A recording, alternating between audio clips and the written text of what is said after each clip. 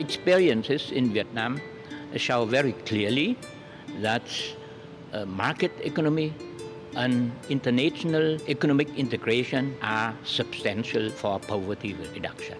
When you think about development in Vietnam, you think of a success story.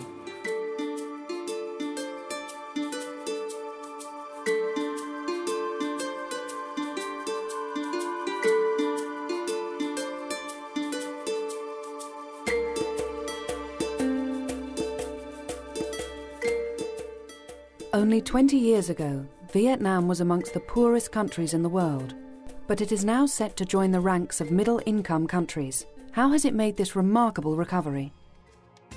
In the mid-1970s, after decades of war, the Vietnamese people were on the brink of starvation. The economy was paralyzed by high inflation, low productivity, and energy shortages. But a decisive political shift came in the late 1980s, which enabled significant economic reforms.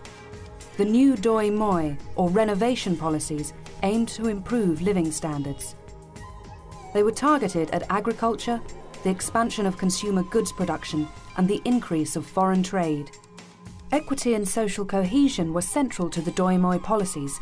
Egalitarian investments were made in health and education. Most of the Vietnamese are literate, and education helped the Vietnamese population and to find employment. Vietnam could offer foreign investors a low-cost, high-quality labour force that was difficult to rival. Agriculture has been central to Vietnam's economic growth.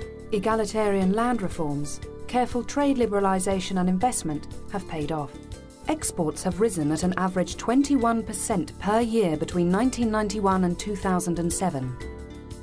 Vietnam has become one of the leading exporters of a number of crops, such as rice and coffee. Trade play an important role because Vietnam's economic growth and employment depend very much from export. Thanks to the Doi Moi policies, Vietnam's annual growth rate has risen an average of 7% every year from 1990 to 2008. The steady economic growth has led to a dramatic reduction in poverty, with the number of people living on $1 a day reduced from 63% in 1993 to 22% in 2006. Economic growth was instrumental in developing healthcare in Vietnam, and in fact economic growth was instrumental to all the social improvements that we have seen in Vietnam. Under 5 mortality in Vietnam has declined from 56 to 14 deaths per 1,000 live births between 1990 and 2008. But more challenges lie ahead for Vietnam. There are still worryingly widening gaps that are affecting a specific group of the populations, in particularly when it comes to children from ethnic minority and rural children. The economic boom has also taken its toll on the environment.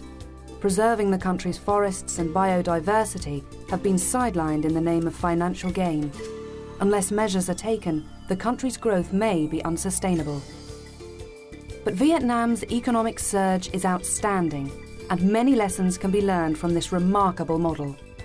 Vietnam has learned a lot from the experiences from other economies, South Korea, Taipei, China, and Japan.